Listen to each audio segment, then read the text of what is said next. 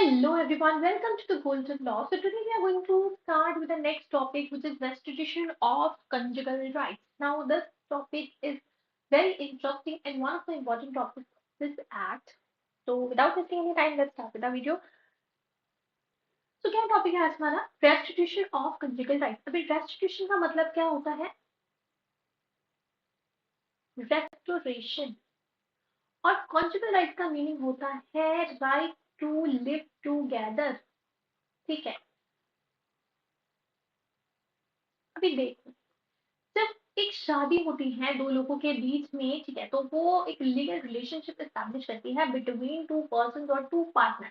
अब ये जो रिलेशनशिप है, ठीक है, ये जो रिलेशनशिप है ये एक म्यूचुअल राइट्स एंड ऑब्लिगेशंस को जन्म देता है। ठीक है, in mutual rights and obligations को हम क्या कहते हैं? कॉन्जुगल राइट्स कहते हैं। अभी देखो, अगर एक दो लोगों की शादी हुई है तो एक साथ रहना, एक दूसरे को कोहबिट करना, एक दूसरे को डेजेट ना करना, ये सारी चीजें ये मैरिटल यूनियन का असेंस होता है। ठीक है, अगर दो लोगों की शादी हुई है but they are not living together, they are not cohabiting with each other, तो इट वो क्या हो रहा है? दूसरे पार्टनर का, जो पार्टनर छोड़ के गया है उसके अलावा जो दूसरा पार्टनर है उसका जो राइट है, ठीक है, वो क्या हो रहा है? वायलेट हो रहा है। ठीक है, तो अभी देखो, अगर एक पार्टनर अपने दूसरे पार्टनर को बिना किसी कारण के, बिना किसी सफिशिएंट रीजन के अगर छोड़ के चला जाता है, तो उस केस में जो एग्रीव्ड पार्टी है वो कोर्ट को अप्रोच कर सकती है for restitution of conjugal rights. तो रेस्टिट्यूशन ऑफ कंजुगल राइट्स का क्या मतलब है? अपने कंजुगल राइट्स को रिस्टोर करवाने के लिए वो कोर्ट के पास जा सकती है अगर उसका स्पाउस, उसका partner without any sufficient reason और सफिशिएंट कॉज उसको छोड़ के चला गया। ठीक है, तो अभी रेस्ट्रिक्शन ऑफ कॉन्जुगल राइट्स जो है section 9 of Hindu marriage act जो है उसके अंदर इनके प्रोविजन सेम ही है। अभी ये जो रेस्ट्रिक्शन ऑफ कॉन्जुगल राइट्स है ये बेसिकली ओरिजिनेट हुआ था ज्यूइश लॉ से। ठीक है, ज्यूइश लॉ से ये ओरिजिनेट हुआ था, ज्यू लॉ से ये इंग्लिश लॉ में आया था एंड उसके बाद इंग्लिश लॉ से ये इंडियन लॉ में आया था। ठीक है, Privy Council ने first time इस law को 1866 में in the case of Munshi Bazlur Rahim versus Shamsunnisa Begum के केस में प्रिवी काउंसिल ने पहली बार इस जो राइट था रेस्ट्रिक्शन ऑफ कंजुगल राइट इसे अप्लाई किया था। ठीक है, हाँ जी, तो basically restriction of conjugal right आज क्या है कि अगर किसी भी पर्सन का स्पाउस जो है वो बिना किसी सफिशिएंट रीजन या सफिशिएंट कॉज के उसे छोड़ के चला गया है, तो जो स्पाउस का पार्टनर उसे छोड़ने गया है वो स्पाउस कोर्ट को अप्रोच कर सकता है। ठीक है ना, एग्रीड स्पाउस जो है वो कोर्ट को अप्रोच कर सकता है, पिटीशन फाइल कर सकता है कि जो मेरा स्पाउस है आप मतलब restriction of conjugal decree, restriction of conjugal rights की डिक्री दे के मेरे स्पाउस को रिटर्न करवा दो। ठीक है, तो ये हमारा रेस्ट्रिक्शन ऑफ कॉन्जुगल राइट्स होता है। तो अगर कोर्ट सेटिस्फाई हो जाए कि जो क्लेम है स्पाउस का वो वैलिड है, तो वो डिग्री दे सकता है रेस्ट्रिक्ट कंजुगल राइट्स की compelling the spouse to return.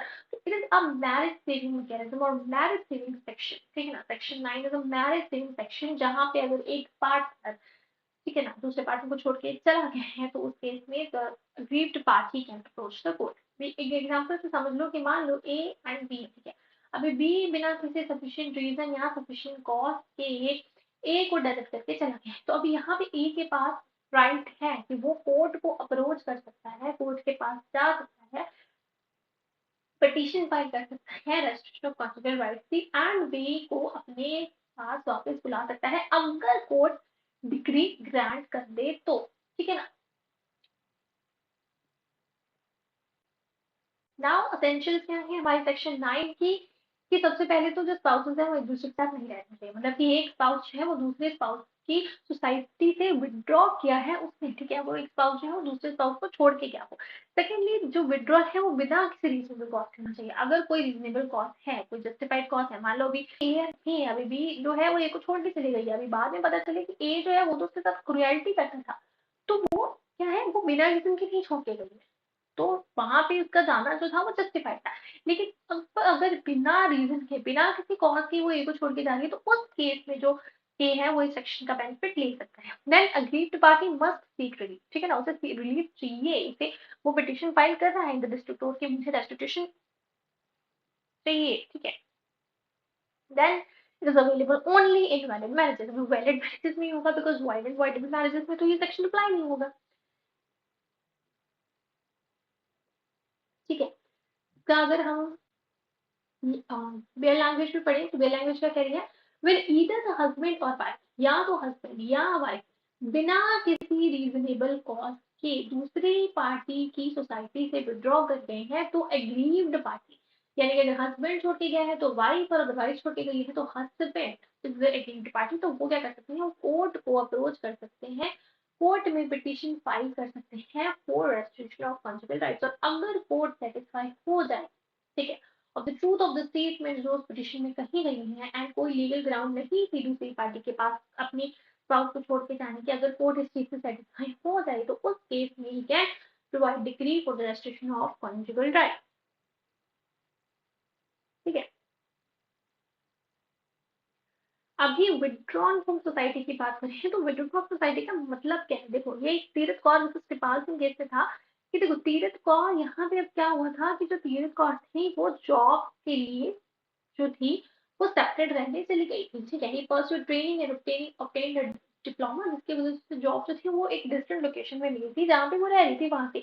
अब यहाँ पर हस्बैंड ने क्लेम किया कि जो उसकी वाइफ है he is staying away from him without any justified without any reasonable cause and all, ठीक है। तो एक अनजस्टिफाइड विड्रॉल किया है उसमें। अब यहाँ पर कोर्ट ने ये चीज एम्फेसाइज की, ये चीज डिसाइड की कि it was not a withdrawal from the society of the husband, ठीक है। वो क्यों गई थी, वो एम्प्लॉयमेंट के लिए गई थी, फाइनेंशियल इंडिपेंडेंस के लिए गई थी, और वो वायलेट नहीं करते हैं मैरिटल ऑब्लिगेशन को unless there is intention to permanently visit the spouse, ठीक है। तो यहाँ पर इसकी कोई इंटेंशन नहीं कि परमानेंटली उसको विजिट करने की, इट वॉज जस्ट वो एम्प्लॉयमेंट के लिए वहां से दूर गई थी। तो कोर्ट ने ये चीज हैंडल, अगर कोई एम्प्लॉयमेंट के लिए जा रहा है and there is no intention, तो उस केस में वो डिजर्शन नहीं मानी जाती है, विड्रॉल फ्रॉम सोसाइटी नहीं माना जाता है, ठीक है। देन एक्सप्लेनेशन हमारी क्या कह रही है कि बर्डन ऑफ प्रूफ किस पे होता है रेस्ट्रिक्शन, अगर सबसे पहले तो पिटिशनर पे होता है कि जो उसे ये चीज प्रूव करनी पड़ती है कि जो रिस्पोंडेंट है, जो स्पाउस है, वो बिना किसी रीजन से उसे छोड़ के चला गया, उसकी सोसाइटी में विड्रॉ कर लिया है। और जब वो अपना बर्डन, जब उसका बर्डन रिलीज होता है उसके बाद रिस्पोंडेंट पे जाता है कि ये प्रूव करने के लिए that there was reasonable and justified cause for doing so, ठीक है। Then constitutional validity of section 9। अभी देखो सेक्शन 9 हमारी कहती क्या है, बेसिकली ये एक दूसरे स्पाउस को जो अपने स्पाउस के साथ नहीं रहना चाहता, ठीक है, एक पार्टनर को कंपेल करती है अपने पार्टनर के पास वापस आने के लिए, ठीक है। अगर ए ने पाई की है कि बी उसे छोड़ के चला गया, तो वो अगर कोर्ट ने डिग्री ग्रांट कर दी तो बी को वो कंपेल करेंगे कि वो वापस ए के पास आए, ठीक है।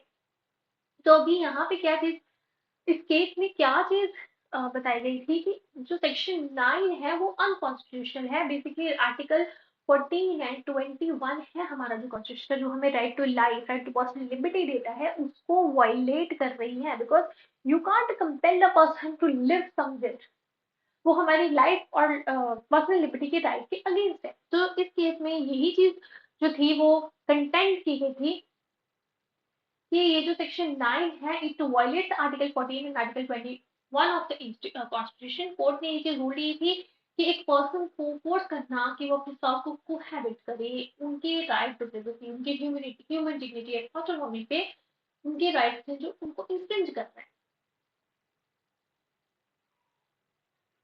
तो आंध्र प्रदेश हाई कोर्ट ने बेसिकली स्ट्रक डाउन कर दिया था सेक्शन 9 वाज अनकॉन्स्टिट्यूशनल, बिकॉज उन्होंने भी ये चीज कही थी कि ठीक है आर्टिकल 14 एंड 21 ऑफ कॉन्स्टिट्यूशन को ये वायलेट कर रही है, ठीक है। क्यों? क्योंकि आप किसी भी पर्सन को फोर्स नहीं कर सकती हो कि वो अपनी स्पाउस के पास जाके वापस रहे, ठीक है। It is a right to privacy, human dignity और ऑटोनॉमी, इन सबको तो ये इन्फ्रिंज कर रहा है ये सेक्शन। और जजमेंट में ये भी चीज कही गई थी जो मैरिज है वो एक पर्सनल चॉइस होनी चाहिए, एक पर्सन को, एक स्पाउस को आप कंपेल नहीं कर सकते हो that you he should live together with other person, ठीक है। Then there was a case of Harvinder Kaur versus Harminder Singh Chaudhary. This case में दिल्ली कोर्ट हाई कोर्ट जो था उन्होंने डिसएग्री किया था with Andhra Pradesh high court judgment. अभी इस केस में ये चीज हेल्ड की गई थी कि जो सेक्शन 9 है वो कॉन्स्टिट्यूशनल अनकॉन्स्टिट्यूशनल नहीं है, ठीक है। अभी कोर्ट ने क्या रीजन दिया था कि सेक्शन 9 जो है it aims to preserve marriage, ठीक है, it is a marriage saving section. इसका जो इंटेंट है, इसका जो एम है वो ये नहीं है कि किसी पर्सन को कंपेल किया जाए, उससे जबरदस्ती की जाए कि वो अपने पार्टनर के पास आके रहे, ठीक है।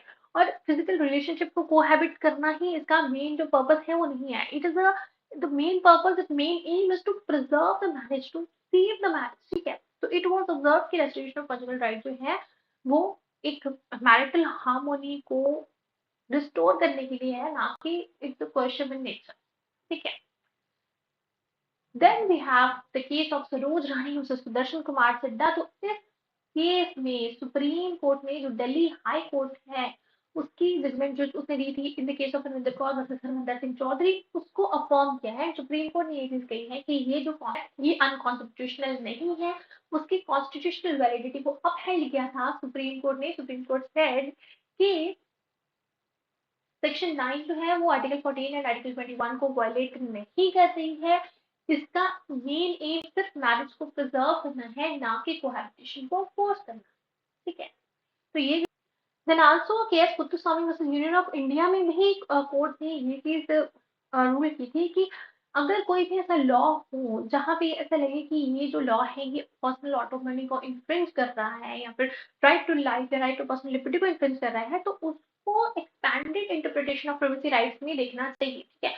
मतलब उसको ऐसा थोड़ा एक्सपैंडेड इंटरप्रिटेशन उसमें करनी चाहिए प्राइवेसी राइट्स की, ठीक है। तो दिस वाज इट यहीं पर।